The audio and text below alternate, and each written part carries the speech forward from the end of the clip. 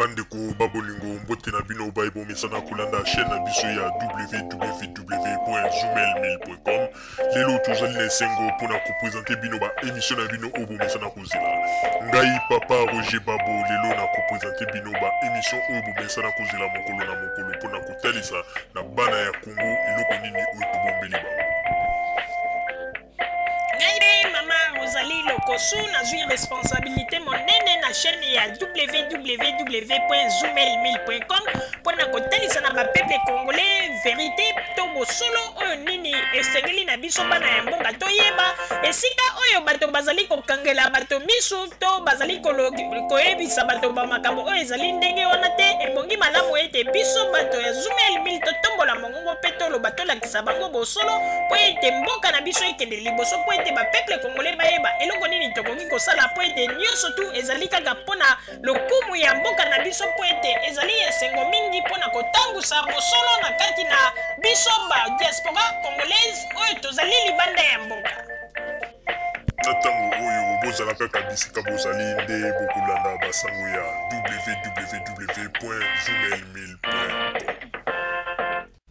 Bandeko babolingo mbote na bino baebomesana kolanda radio Zoomel 1000. Bandeko babolingo lelo tozali esengo mingi pona kotalisa bino basango oyo ezali koleka na kati ya mboka na biso la République démocratique du Congo. Lelo bandeko babolingo tokolobela bino nini? Lelo tokolobela bino ndenge nini Papa Joseph Kabila le rais pe na gouvernement na ye ndenge nini bazali kosala mosala oyo ezali komonana na miso ya bato pe mosala oyo bango bazali kosala bandeko babolingo uta Congo ezala Congo totikala nanu komona yango te me lelo ba réalité mosusu oyo biso tomonaka awa na poto tokomi pe komona yango na bamboka na biso. Bandeko babolingo biso ba Congolais toyebaka kaka ete système ya refoulement ezalaka kaka awa na bamboka ya poto korefoule ba africain pe korefoule bikolo mosusu toyebaka yango kaka na bamboka oyo tovandi awa na poto pe ba Congolais mosusu bakoma komituna me ndenge nini biso soki tokei na mboka ya bapaya okomona bazali korefoule biso bazali konyokola biso me bapaya wana bavandi na bamboka na biso bamosusu kutu baviza ezalaka te baviza ya kodoka baviza moko kutu oyo ke basi bakota na baviza na bamboka na biso baviza esila me bazali kovanda kaka na bamboka na biso. Mais lelo Joseph Kabila Kabange, président de la République, aye kobeta loboko likolo ya mesa pe alobi ete ebongi malamu tolérance zéro ekotela pe ba étranger oyo bazali na kati na Congo na ndenge ya irrégularité pe bakomi pe kofuye bato oyo bazali kosala ki escroquerie na kati na mboka na biso mpona konyokola bana ya mboka mpona konyokola bapeple. Bandeko babolingo ndenge tozali koloba boye uta papa Joseph Kabila Kabange le rais abetaki loboko likolo ya mesa bandeko tolérance zéro ezali kosakana lisusu te ezali nde kovuzula mpona nini bauti kokanga balibanais na basyrien baétranger oyo bayaki na kati na mboka na biso olie bavanda kimia bakomande koluka esika bato bazali na bamapango na bango na bakwe moko ya malamu kokende koyokana na bamagistrat bato bajuge kokorompre bango pe kokende kobotola bato na bamapango soki bakei na likambo na niveau ya juge to liboso ya tribunal epesi bango raison dans l'entretemps bakorompre juge pe bakorompre équipe mobimba ya niveau ya justice. Mais papa Joseph Kabila Kabange abeti loboko likolo ya mesa pe alobi ete makambo wana ya tango ya deuxième république il faut esila. Bandeko babiloko mosusu oyo bazali kosama na mboka na biso soki okei na mboka lokola Liban okei na mboka lokola Irak okei na mboka lokola Iran okotikala jamais komona esika moko oyo congolais azali ko maltraiter un libanais ou bien un iranien ou bien un irakien. Parce que bato wana pona likambo oyo etali mboka na bango mabele na bango liseki ezalaka te. Mais pourquoi biso ba congolais tokoki kotikela bato oyo temps baya kosakana na biso bakomi nde kosomba bamapangu ya bana ya mboka kobotola bango na makasi et puis ya complicité na manani en complicité na bato bazali kosala na ba justice. Yango wana lelo Joseph Kabila auti ko lakisa bokasi pe ko lakisa ete mboka na biso il faut échanger. Bon moni ndenge auti ko tia maboko na bato wana pe ba fieti bango na minute ndenge tozali koloba ete basili kozonga na bamboka na bango pe ndenge ezali wana bazali koyebisa na congolais nyonso oyo zali kuna na kati ya Congo yo moto oyebi bato oyo ba refule bango. Soki une fois bomoni bato wana bazongi na kati ya Congo il faut koyeba est-ce que ndenge baye visa na bango baye nango ezali pona durée ya combien de temps bakosala mikolo boni pe ko surveiller bata na bango oyo bakosala na Congo et puis après avoir passé bata na bango il faut bazonga et lokola bazali bato moko o ba refule bango na ndenge ya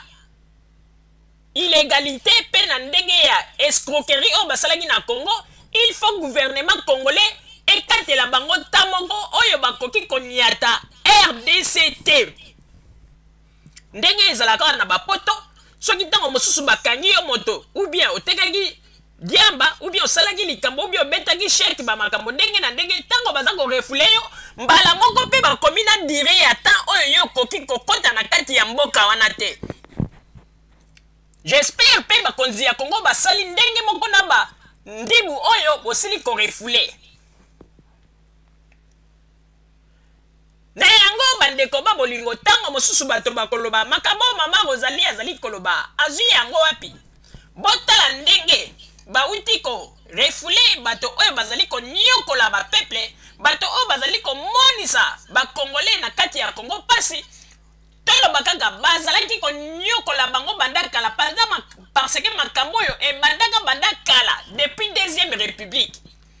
Et loko ezalaki ko protéger bango na tango ya deuxième république po ete bato yango bazalaki mayele bakotaki na circuit ya ba généraux ba mosusu bazalaki na ba général na ba général lokola ba général